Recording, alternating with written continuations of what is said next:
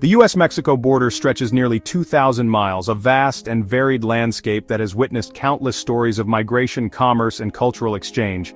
It's a region where the histories of two nations intertwine, sometimes harmoniously, sometimes in conflict. This boundary, seemingly a simple line on a map, represents a complex and ever-evolving relationship, a region shaped by centuries of movement and exchange. For generations, people have crossed this border in search of opportunity, refuge, and a better life. Goods and ideas have flowed in both directions, creating a unique cultural tapestry that defies simple categorization. The borderlands are a world unto themselves, a place where Mexican and American cultures blend and clash. In the early days, the border was open and loosely patrolled, a far cry from the heavily fortified zone it is today. The concept of a strict boundary was less defined, and cross-border interactions were commonplace. Families lived on both sides and communities were interconnected, focused more on trade than on stopping people. The emphasis was on facilitating the flow of goods and services between the two countries. Border towns thrived as centers of commerce, and the economic interdependence of the region was readily apparent. Regulations were minimal, and the border was more of a meeting point than a dividing line. As the 20th century progressed, the dynamics of the border began to shift. The rise of nationalism coupled with economic and social changes led to increased scrutiny of cross-border movements. Concerns about immigration and security grew. The United States began to assert greater control over its southern border, implementing stricter immigration policies and increasing the presence of law enforcement. This marked a turning point in the history of the border as the focus shifted from openness to control. The first real barriers appeared in the 1990s, a response to rising concerns about illegal immigration and drug trafficking. These initial efforts were relatively modest, but they signaled a growing commitment to physical barriers as a means of border control. Fences and vehicle blockades in cities like San Diego and El Paso aimed at deterring unauthorized crossings in urban areas. These measures had the effect of diverting migrants and smugglers to more remote and dangerous areas, pushing crossings into harsher terrain. This shift had tragic consequences, as migrants were forced to navigate treacherous deserts and mountains, leading to increased risks of dehydration, exposure, and death. The border became a more perilous place. After September 11, 2001, border security became a national priority, inextricably linked to the broader concerns about terrorism and national security. The border was now viewed as a potential vulnerability, and the government responded with a massive increase in resources and personnel, leading to the creation of the Department of Homeland Security, a sprawling agency tasked with coordinating national security efforts, including border control. This reorganization reflected the elevated importance of border security in the post-9/11 world, and a surge in funding and technology. Surveillance equipment, drones, and advanced sensors were deployed along the border, transforming it into a high-tech zone of monitoring and enforcement. The investment in technology was intended to create a virtual wall that could detect and deter unauthorized crossings. The Secure Fence Act of 2006 authorized hundreds of miles of new fencing, further solidifying the physical barrier along the border. This legislation represented a significant escalation in border enforcement efforts, and it sparked considerable controversy, laying the groundwork for a more fortified border. The new fencing was designed to be more robust and impenetrable than previous barriers, incorporating steel and concrete to deter vehicle crossings and pedestrian traffic. By the 2010s, the border was a patchwork, a mix of different types of barriers, technologies, and enforcement strategies. The landscape reflected the evolving priorities and challenges of border control, of tall steel fences, vehicle barriers, and open stretches. The effectiveness of these measures was a subject of ongoing debate, with some arguing that they had significantly reduced illegal immigration, while others maintained that they had simply shifted crossing patterns and increased the risks for migrants. The debate over border security became a constant in American politics, a highly charged issue that fueled partisan divisions and shaped national elections. The border became a symbol of broader anxieties about immigration, national identity, and security, raising questions about national identity and security. The very definition of what it meant to be an American was being debated in the context of border control and immigration policy. For some, the existing barriers were essential, a necessary defense against illegal immigration, drug trafficking, and potential terrorist threats. They argued that a strong border was vital to national security and economic prosperity. For others, they were an incomplete answer to a complex problem. Critics argued that the focus on physical barriers was misguided and that a more comprehensive approach was needed, one that addressed the root causes of migration and promoted economic development in the region. This was the landscape, both physical and political, into which a new, far more ambitious proposal would soon emerge, promising to fundamentally transform the border.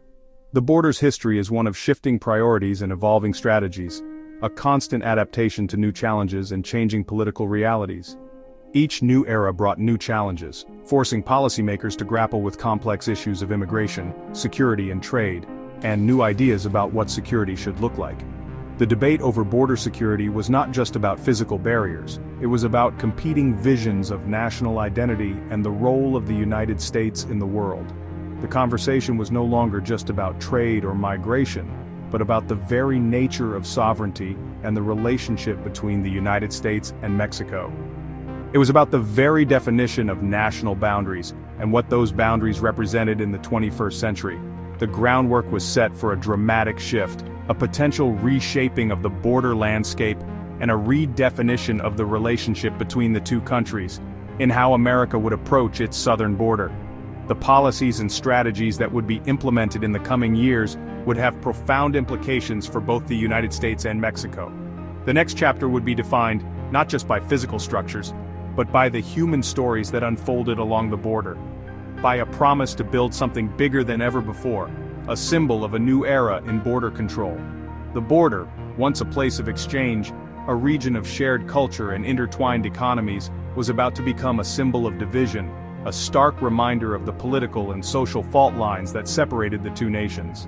The stage was set for a new era of border politics, one that would be marked by intense debate, legal challenges, and profound social consequences. And the world was watching, as the United States embarked on a new and controversial chapter in its border history. Donald Trump's entry into the political arena was anything but conventional. He was a real estate mogul and television personality, not a seasoned politician.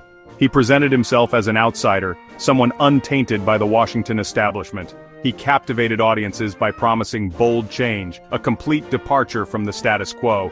From the moment he descended that escalator in 2015 to announce his candidacy, he signaled a new era in American politics. It was a moment that would be replayed countless times. He made one promise stand out above all others: to build a Great Wall, a physical barrier, on the southern border with Mexico. This wall became the centerpiece, the defining symbol of his campaign. It was a symbol of control, a promise of enhanced security, and a declaration of putting America first in no uncertain terms. Trump's vision extended beyond just a simple fence. He envisioned a big, beautiful wall, an imposing structure. He asserted that it would effectively stop illegal immigration, stem the flow of drugs, and reduce crime rates.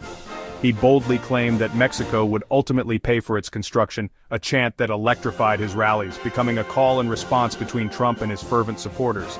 This promise, this vision, set his campaign apart from all others, capturing the imagination of a significant portion of the electorate. For his supporters, the wall was more than just concrete and steel. It was a powerful symbol.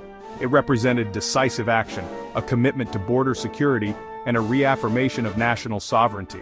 For his critics, however, the wall was seen as a simplistic, even xenophobic solution to a complex problem, deeply divisive in its implications. The wall quickly transcended its status as a mere policy proposal. It became a powerful metaphor, encapsulating Trump's entire political platform and worldview. It represented a tough, uncompromising stance on immigration, a key pillar of his appeal. It also symbolized a complete break from established political norms and the perceived failures of the Washington establishment. The promise of the wall played a significant role in defining Trump's unique political identity, setting him apart from traditional Republican candidates. Ultimately, the promise of the wall resonated with enough voters to fuel his unexpected victory in the 2016 presidential election. Whether it was loved and embraced or loathed and rejected, the wall had undeniably moved to the very center of America's political conversation, dominating headlines and shaping public discourse.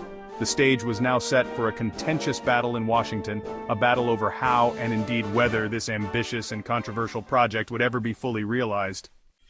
The Trump administration envisioned the wall as a massive upgrade, tall, imposing, and nearly impossible to breach. Prototypes were built: 30-foot steel bollards, anti-climbing plates, and deep foundations to stop tunneling.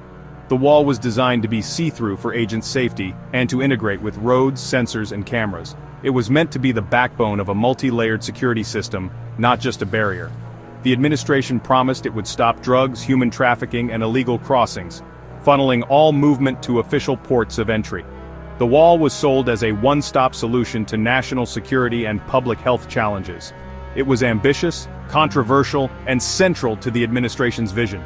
But turning that vision into reality would prove far more complicated. When Donald Trump assumed the presidency, riding a wave of populist sentiment, his signature campaign promise, the border wall, ignited a firestorm. The wall debate exploded in Congress, becoming a central point of contention. Republicans mostly supported it, seeing it as a crucial step in securing the border and controlling immigration. But even within the Republican ranks, some balked at the sheer cost and the immense scope of the project, questioning its practicality. Democrats were nearly unanimous in their opposition, viewing the wall as a symbol of division and a misallocation of resources. They were quick to criticize, calling the wall ineffective in stopping illegal immigration, immoral due to its potential environmental impact and humanitarian concerns, and ultimately, a colossal waste of taxpayer money. The fight over funding for the wall led to intense standoffs and bitter partisan clashes on Capitol Hill. This ultimately triggered the longest government shutdown in U.S. history, leaving a lasting scar on the political landscape. Trump, unwavering in his commitment, demanded over $5 billion in federal funds to begin construction. Democrats, equally resolute in their opposition, firmly refused to allocate the requested funds. The shutdown had devastating consequences, leaving hundreds of thousands of federal workers without pay and disrupting government services across the nation. With Congress deadlocked and unable to find a compromise, Trump declared a national emergency in 2019, invoking executive powers in an attempt to redirect military funds for the construction of the wall, bypassing congressional approval. Lawsuits and political battles quickly followed, challenging the legality of the emergency declaration, further deepening the already existing divide between the two parties. The wall became a potent symbol of partisan gridlock, representing the deep divisions within American politics. It also highlighted the ongoing debate over the limits of executive power and the balance of power between the branches of government. The political struggle over the wall was as fierce and unrelenting as the debate over its actual necessity and effectiveness. Trump's wall journey began with a campaign promise and quickly moved to executive orders after his inauguration. In 2017, planning and prototypes took center stage, but funding was slow and limited. Most early money went to replacing old fencing, not building new wall. The 2019 national emergency unlocked billions, accelerating construction. Contracts were awarded and work ramped up, focusing on high-priority areas. By the end of Trump's term, about 450 miles of new wall system had been built, mostly replacing outdated barriers. Only a small fraction was entirely new wall in previously open areas. On his first day in office, President Biden halted construction and ended the emergency declaration. The wall's future was suddenly uncertain. The promise had become a reality, at least in part. Supporters saw the wall as essential for national security. They argued it would keep out criminals, terrorists, and drugs, making America safer. The opioid crisis fueled calls for a tougher border, with the wall seen as a way to choke off smuggling routes. Many believed illegal immigration strained public resources and lowered wages. For them, the wall was an investment in sovereignty and the rule of law. It was a symbol of order and control. For its advocates, the wall was about protecting the nation, physically and symbolically. Critics called the wall ineffective and a waste of billions. They argued most undocumented immigrants overstayed visas, not crossed the border. Environmentalists warned of damage to fragile ecosystems and wildlife. Humanitarian groups said the wall forced migrants into deadly terrain, increasing deaths.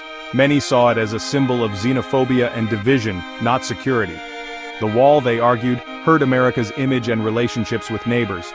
For opponents, it was a betrayal of American ideals. The debate was about more than steel and concrete. It was about the nation's values. The wall's construction had immediate effects on border communities and landscapes. In Texas, private landowners fought government seizures, fueling resentment. Migrants were pushed into more dangerous areas, leading to more deaths. Border towns felt divided, with families disrupted and commerce disrupted. For Border Patrol, the new barriers offered some advantages but also new challenges, constant repairs and political scrutiny. The wall changed the nature of border enforcement, but didn't solve its core challenges. On the Mexican side, the wall strained relationships and altered daily life. The wall's legacy was already taking shape, even before it was finished. On July 4, 2025, the border wall stands unfinished, a monument to a divided era. For some, it's a promise kept and a tool for security. For others, it's a costly, incomplete failure that never delivered on its grand promises. The wall's impact on immigration and smuggling remains debated, with data offering no clear answers. It changed the border's landscape and America's political discourse. The wall is now a symbol of division, of sovereignty, of a nation wrestling with its identity. Its future is uncertain, but its legacy is undeniable. The debate over the wall and what it represents will shape America for years to come.